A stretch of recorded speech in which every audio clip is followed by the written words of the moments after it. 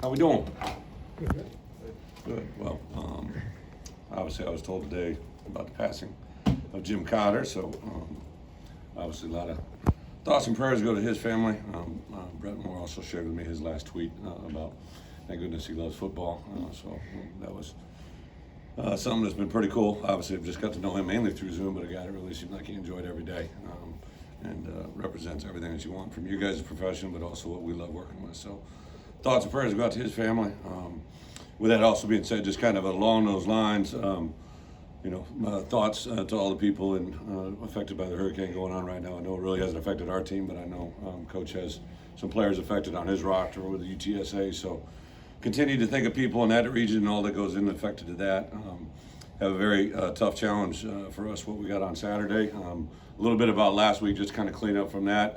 Obviously had a lot of guys get injured during the course of it. Don't really know the status. BP, has a injury to his left shoulder. All the tests came back, anything from a long-standing injury looked negative at this point. So really it's just about his recovery. And again, it's on his left shoulder, his non-throwing arm. So really just a matter of how fast he recovers from that. Not ruling him out of this week's game, but don't really feel that he may be in that role at this point. As far as his returns, kind of just depends a lot more after the next probably 5 to 6 days to see where he's at. CJ Hart is getting through some more testing, actually waiting on some results as we speak here today. But a guy that was very productive. Both those guys were doing some good things, obviously, up until their injury. CJ obviously was named the Defensive Player of the Week. Not a lot of competition this week for the Big Ten Players of the Week, but a guy that definitely showed well in his first opportunity. He's been impressive since he got here. Really our transfer portal guys, right? So between C.J. Hart, Eddie Smith, Eric Prather Hudson, a lot of guys that were new to our program did some good things, and C.J. probably led the way in that regard. So a couple guys we might get back, Jafar Armstrong, but Marquez Beeson for sure. We'll start practice tomorrow, so we'll see where Beast is at. Really after Tuesday he'll kind of work as a look team guy and see where he goes for the week. But a guy that we're excited to get back into the mix, and really that's about it for us as we status quo. Recognize a couple guys, so there's always outside awards and everything goes into it, but we recognize some MVPs as a staff whenever we have success. We'll give MVPs. So offensively, 3 guys up front, Kramer, and on the edges, Isaiah Williams to play his first game as a wide receiver was awesome. Kramer actually had 19 knockdowns as an offensive lineman, which is the most I've ever seen in my coaching career. And then Art gave him the MVP, just the way he came in, rallied the troops, the way he performed, his command, his presence. Everything was pretty impressive in that regards. Defensively, Johnny Newton up front, CJ in the middle, and in the back end, I thought Sidney Brown played really, really well. From the first snap to the last, everywhere in between. Special teams, Blake Haze, and then also Kirby Joseph did a really nice job for us in a variety of different looks from a look team, right? So the guys that were simulating and emulating Nebraska on the defense side of the ball, Dion Pate, offensively Josh McCray, and then on special teams, Dylan Rosiak and Michael Manning. Those guys did a really nice job of giving us a look. So we'll put that game behind us and jump to what's in front of us. I think the tremendous challenge we have now as UTSA is a team obviously that we're not very familiar with, haven't played a group of guys that mirrors a lot of what we are from a roster standpoint. I think there'll be 77 seniors between their 30 plus seniors and ours. There'll be 77 seniors on the field Saturday that will be out there competing. So those guys have made a commitment, just like our guys did, to come back and do this, several of them over again. A very, very talented group from a year ago. They were a team, obviously, that won 7 games and were right in the middle of a lot of other ones that could have gone any way. So offensively, very talented. I know they played 4 different quarterbacks, I believe, last year, but they got a very talented quarterback, a lefty that can throw the ball and run the ball. They got a very talented running back. Offensive line are big people that can move very, very well. Got a group of tight ends and a grad transfer tight end that have played a lot of football. Defensively, they got all 11 guys back. Anytime you start 11 starters is usually a good thing. So although they've had some transition with the coordinator title, it was guys that they promoted from within. So a lot of carryover and just excited for our guys to see how they get into the flow of things now, right? I don't care, no matter who we're playing, obviously a very talented UTSA team, but the part that we try to train into our guys, it's not what they do, it's what we do. We have to do our preparation and do the things we ask our guys to do. So it'll be really fun to be with our guys this week. We put the Nebraska game behind us yesterday, jumped into UTSA prep at the end of the day yesterday. Today players had a day off, and we'll jump in tomorrow morning and hit the ground running with our UTSA prep. So with that, open up for questions. Coach, one thing the fans certainly noticed was the lack of unforced errors and negative plays. What did you see from the film, and can you talk to how you kind of instill that in practice? Yeah, great question. So, since we got here, I really stressed three things that make you lose games: penalties, mental errors, and turnovers. And they heard me say that in our first meeting to where we were Friday night before the game started, right? One of the things that I learned through a couple of previous stops was, players love to watch other players, right? Good, bad, and different. And so one of the advantages that we had before this game, this past weekend, was there was 2 weeks of preseason games going into the weekend of all the NFL teams. So I had taken all of those 2 weeks of preseason games and pulled out different miscues, offense, defense, special teams that were penalties, unforced errors, turnovers, the simple thing of a center QB exchange, a center running back exchange, a drop ball with nobody touching it but the player that had it. So I tried to show those and make them understand, hey, this is the highest level possible, and these guys make mistakes. You have to learn through others. So I really stressed before we could win the game, we had to stop from losing it, right? And that is something we just talk about nonstop in our program. We also talk about how you win games, right? Because you can't just sit around and wait for someone to drop and lose the game for them, right? You got to be able to win them. So I was happy with the way they played. There were a lot of things we had to clean up. One of the things that I probably shocked them again with last night, I think a lot of times people think when you watch film, you review only your plays. Well, I reviewed Nebraska plays that, I really wanted to show to our guys that we needed to learn from as well. So it's always trying to further educate our guys on how we got to play the game. Bret, what's the key in coming off a big win for you guys and then turning to the next week? Like, what is the key of a successful switch? The question is to turn it from a big win. Well, and I respect the question, but there aren't any wins or losses that have asterisks, right? Every win's a win, every loss is a loss. We have to take it for what it's worth. We have a little bit of a mantra to stack days, right? And we happened to obviously win this game this past weekend, but our preparation need to remain the same. If we didn't take advantage of Sunday, it really didn't matter what Monday looked like. We wouldn't have maximized Sunday. So we just kind of have the mantra that every day is going to be what it is. Keep working. I do like our mentality of the guys. I read and read all their comments, right? And our guys said a lot of positive things on Saturday after the game, but what I want them to understand is this is just one day in a journey of 12 given Saturdays that one Friday, right? One Friday and 11 Saturdays that we're given on the schedule, and then what we do with them may give us an opportunity to do more. But if they get too big in the moment or too big of reflection on what just happened, then tomorrow we'll slap them in the face. Right on the status of Chase Brown, I thought you said he was limited after the game. Yeah. No, Chase was a guy that going into the game was fully cleared. He actually aggravated an injury that shouldn't be long to recover, but he definitely we didn't want to put him in harm's way in the latter third and fourth quarter on Saturday. But he should be fully accessible and ready to roll on Saturday. Bret, on the deuce man play, is that just going back to your theory of optimizing your roster the best you can? It's pretty fast and athletic. It really is. It was, Saturday was just a whirlwind after the game, and between recruits here and different media obligations, and had some family in town, had my parents in town, and late Saturday had a chance to go to social media, and I just typed in deuce man, just wanted to see if they had gotten any play, because I knew he had a big play in that moment for him, and I saw that someone had referenced that, like, a quarterback that had never played at Illinois through to a quarterback that no one knew was at wide receiver, and the result was 6 inches away from a touchdown. And it kind of just summed up what I really believe in is it's always about the team, right? Put the team first is one of our it's the number 4 goal walking in the door, and it's the number 1 team goal walking out the door. And as a head coach, I've told our guys repeatedly, if I have a decision that's being made about you, it's only for one reason. I want to put the team first. And I've had several conversations with Deuce about the wide receiver position, and he kind of gravitated towards it. And we knew he was going to have a limited number of plays. I told him on Wednesday or Thursday, I said, you know, when that first play comes, there's a very good chance that you're going to score. Like I literally said, I think you'll be surprised at the success you're going to have. And I called him on Sunday and said, I'm sorry, I was 6 inches off, because he just truly has some special abilities. He is a guy that I'm very excited to see where this thing can go. Along those lines, fans have been waiting for Isaiah Williams and Yeah. Luke Ford to break out. Big time recruits when they got here. What did you see from those two guys? Isaiah first, you know, I saw things in him that I'd seen, you know, all through fall camp. Very energetic, great athleticism, pretty good football awareness.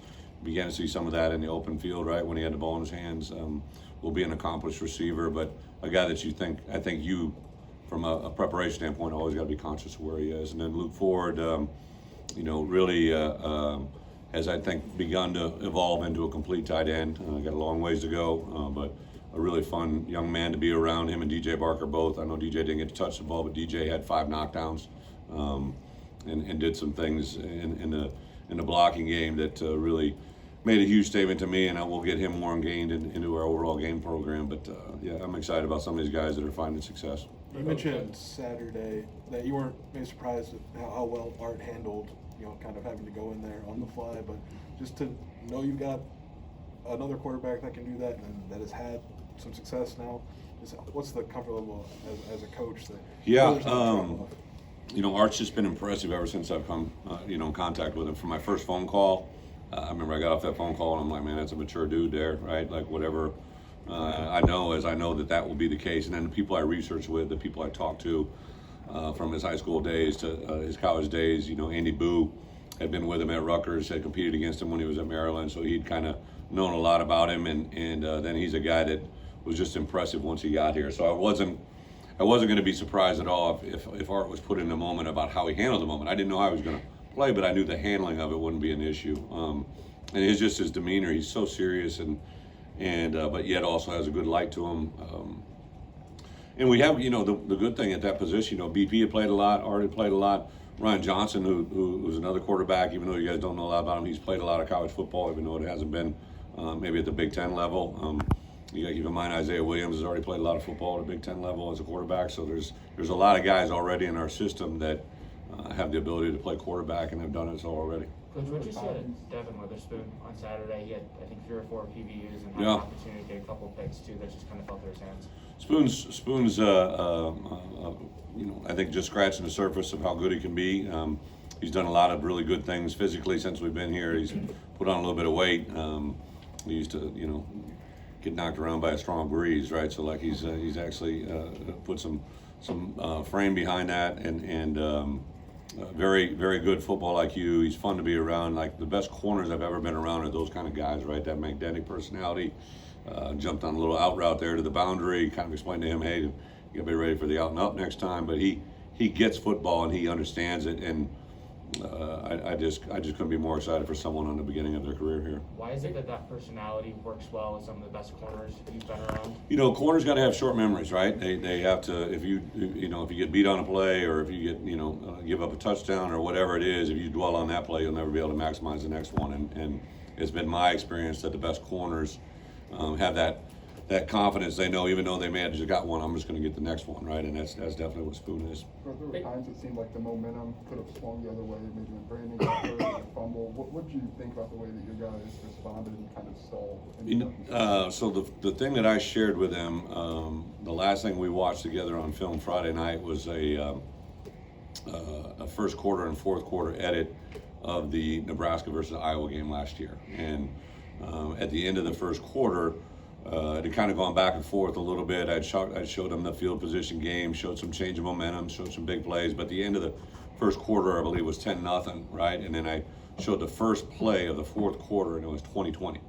And the first play of the fourth quarter was Iowa kicking a field goal. So I took it from the end of the first, and I said, hey, then a lot of football was played for 2 quarters, and we're coming back at the beginning of the fourth quarter, and it's a field goal opportunity literally coming out of the break for Iowa to go up 23-20, and that game was a very tight game down to the end. And I just explained to them all that football we watched, it really got down to the end of game 2-minute scenario, right? So like literally when that moment came up, right, Iowa had to make a stand at the end of that game to win that game.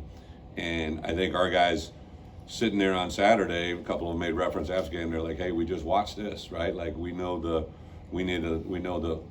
makeup of what we got to go out and do. Now I can't promise the results, but they had been made aware, and I liked the responses from our guys. Like they knew the moment they were walking into, and kind of almost the calls and the situation. And that's the part that's been fun about this group is they just have been a complete sponge of what we've been trying to feed them. Based on Scott Frost's post-game comments, the element of surprise worked for you with the unknown schemes. Now you're on tape. How does that change what you guys are doing as coaches and what you're coaching players? I think the element of surprise is always good, right? Like I mean, I think I always hit our coaches and I tell our players, right? We're in the information gathering, not the information giving. And I know you guys as media people don't love that, all right? But that's why I'm so entertaining for you folks, right? Like you guys were mad when you didn't get to see things either. But I think the part that from a head coach's point of view is like, to me, the parts I really enjoy about coaching as you get deeper into the season, you see more film and you see not just how people are running schemes, and what the schemes are, but how people are running them, right? So a 3 technique in Nebraska's system is going to be different than a 3 technique in our system, even though the outside world sees them as a D tackle 3 technique. They play differently based on how they're coached or what the scheme allows them to do. So, we do have one film down on us. We have no film on UTSA, but they're a staff that had been 1 year with them. Coach Traylor that has been an incredibly gifted coach throughout his whole career, right? He was a high school coach. I think he was 4-time Texas High School Coach of the Year. I know quite a few people that knew him during his Arkansas stint. We talked about who he is, what he represents, and the way he coaches, and you can see why he had such an immediate impact on his team and his roster last year, the way they play. Now you got seniors coming back, you got people. He just stands for, it looks like, all the right things from the outside world. So we have a tremendous challenge because I know they'll be very well coached. I watched his presser. He obviously knows our personnel very, very well, offense, defense, special teams. So it's going to be a very formidable challenge and a tremendous opportunity for us to prep really well. Brett, can you give us an update on Brian Hightower? Is that an injury, and is there optimism that he could be out? Yeah, I thought we talked about High will be out for a while, but it was nothing structurally that is going to cancel the season. When that first happened, there was concern on my behalf that was going to be a season ending. But I would guess, again, a little bit depends on his recovery. It's a soft tissue injury that needs time to heal. But even like last week, I saw him yesterday, but the difference between him last Thursday between that and the Monday was night and day. So he's definitely moving in the right direction. But is there a challenge when you have so much going into that first game, the second game now coming back into it and trying to get that same build-up for you as a coaching staff? You mean just like the energy from the game, or? Yeah, just you put so much into Nebraska and then coming back the second week where you try and really get into a rhythm. Yeah. Boy, I hope. I mean, this is my 13th year as a head coach. I think I put the same thing into every game. I think, again, the outside world's like, oh, you really get up for Nebraska. It's a divisional opponent. If we flip these two, I would have prepped the same way for UTSA as I did for Nebraska, and I'm going to prep the same for UTSA this week if it was Nebraska in week 2. Like, that's just not how I'm wired, and that's not how I would allow people to be wired any other way in our building, right? The Smith Center respects our opponents every way, every day. We come to work the same approach, same mentality. I think the way the outside world views how we do or don't prepare is just the world we're in today, right? Like, kids really respect. I know Owen Carter, I got a meeting with him tonight at 8 p.m. He's just as excited to come in and watch film tonight at 8 p.m. about UTSA as he was at 8 p.m. last Monday for Nebraska. That's just kind of how he's wired. For the second weekend in a row that you said you have an 8 p.m. meeting with Owen Carter. What is it about the way that he goes about things that he does? Well, the 8 p.m. is my choice because it's the only time I have free. Today is a player day off. If they want to come in, he's always asking me, Coach, can we meet? He's just a sponge. He's a fun kid. He's absolutely awesome. So like, that's the part that I think is really, fun for me, is to watch our guys. I guess it was last Thursday. I tried to let the coaches get out at a decent hour, family night, to get out of here, and it was later in the evening, 7:30 or so, when I was walking down the back hallway, and I heard some people talking, and it was coming out of DB room. I walk in and I have a player led. There's I don't know how many DBs are in that room watching film. They're just the more we can get those guys to keep doing what they're doing. They're buying in, they're selling, they're taking, and it's not just one or two guys. I think it's universally across the board. At the beginning of training camp, you talked about not only watching players, but watching how coaches coach. Now you had one game under your belt with all those coaches. How did you like the interaction between the coaching staff? Yeah, for us as a head coach, we always review, right? Like coaches have to have thick skin. One of the things we constantly try to preach is if today happens, tomorrow's got to be better, right? So had a lot of meetings yesterday and today extensively with the offensive, defensive, and special teams, and little of it was about X's and O's, right? We're going to cross some passes, we're going to talk about, but a lot of it was, how a play was communicated, how the call was made, how it was executed. We were pretty clean penalty-wise, but there were some things that we needed to clean up to make sure they don't become an issue. My job as a head coach, right, is to make sure everybody's efficiently operating. I want to make Ryan Walters successful as I possibly can before the ball is ever played, right? And the same thing with Tony Peterson, same thing with Ben Miller and special teams. I thought it was really, a big moment when Blake Haze basically knew the plan before the game, but then every time he took the field, he knew what he was going to be asked to do before he was asked to do it, and it just allows him to get out there and visualize it and make some good things happen. Going back to Deuce, Isaiah called him Big Play Deuce after the game. Yeah. What do you think about that nickname, and how do you think a guy like Isaiah can help him make that transition, just knowing that they kind of come from the same position to a new position? Twofold, right? Great question. Big Play Deuce. I'll call him whatever he wants to be as long as he makes big plays. Hope it's not like jumbo shrimp, right? It's not an oxymoron. Hopefully Big Play Deuce sticks. But I would say, the thing that jumps out to me about Isaiah, like when Isaiah was banged up for about 7 to 8 days, I was kind of engaged with Skelly, or I was watching one-on-ones. There's multiple things going on, and I think Isaiah realized I'm into practice, right? I'm watching different things, and he comes over and he's just kind of standing next to me, and he goes, "Can I grab Deuce?" And I'm like, "Hey, what do you mean when you grab Deuce?" I thought he was talking about because the quarterbacks needed. Tony was working with some quarterbacks over Skelly. We had another drill going, so I thought we were short a quarterback. And no, he was saying, "Can I grab Deuce? Can I go grab Deuce to play wide receiver during one-on-ones?" Right? So like it was just kind of intriguing to me. Like here's a guy that has already been down this rodeo once, right? And he knows that he can see what Deuce can bring, and so he had a moment in practice there where I hadn't figured it out as a head coach that like we could come over and get Deuce to, do it, because he knew I had been talking to him about, hey, anything you could tell him or relay with him. So that was a big aha moment for me as a coach, because now I know I have players that think like me, and that was really, really cool. But I think Deuce, that's why I was always so excited for him. His attitude, his energy, his personality, his demeanor.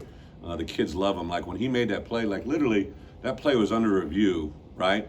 And obviously it's a big play in the game, and I'm obviously want to win the game. But in that moment, I was like so intensely wired into how this ruling was going to come out, because I knew that it could change the outlook of him, right? Like one of the things we always talk about, I want you to be the best you, right? I literally think the best you that Deuce Spann could be as a wide receiver, and I was just praying, because that was his first play ever at wide receiver, and to know that it was 6 inches away from a huge touchdown speaks volumes about where he can go, and that's probably what I was excited more than anything. Coach, I wanted to ask about your decision making. The play where Casey Washington was just short and then reviewed it, and it was first down. It looked like you were going to punt there, and then also the fourth and short where you pushed them back, made them do third and 11 instead of fourth and short. What goes through your mind in those decisions? Endless repetitions of my mind of what we're going to do. When it was real short on the play we were talking about, Casey Washington, there were some thoughts in my mind that I had evolved to, and knew what I was going to do in that moment based on where the ball was on the field. It wasn't going to be just made up. And then when the play you're talking about, it was 4th and 6 inches, they were down by multiple scores, and I'm like thinking, if I give them this opportunity, they're going to go for it. I know defensively I probably would have been in the mode of let's not give up a big one, and so that's when I pushed it back. I felt much better with a third and really, really long, and then I think we actually sacked him after that play, which pushed it back even further. So that's probably the part that Illinois is getting better now as a coach that's a little bit more ingrained in the moment. Even like when I work with Tony, like I don't just yell out, "Hey, go for it on 4th down." They usually know that on 2nd or 3rd down where we're at. Joe, one? Yeah, I was wondering, how does having a punter like Blake Haze affect the way you coach? Well, if I had Blake Haze my whole career, I probably wouldn't have gray hair. He actually is, he gets it. Like he's Australian born, and obviously, you know, the football game came to him a little bit later in life, but he's so aware of football. Like he understands it, he gets it. A lot of times you'll see him out on the field during a break and he's out there visualizing, getting a feel for the wind. I think one of the things that's really jumped out since I came here with both him and James McCourt is I just really engage them in the game plan and the decisions that we're going to make, and let them know why we're doing certain things and how we're going to punt, how we're going to kick, when we're going to kick a certain way. And that's probably allowed them hopefully to play at a high level and hopefully even higher in the future. Thank you. Yep.